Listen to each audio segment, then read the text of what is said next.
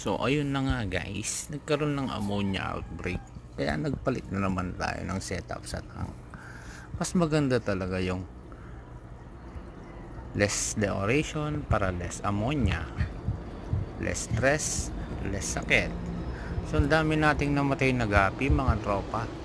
So ayan, hiniwalay na natin yung ibang isda. So gapi na lang lahat ang natira. Nandun sila sa loob. So ayun guys, salamat sa panonood.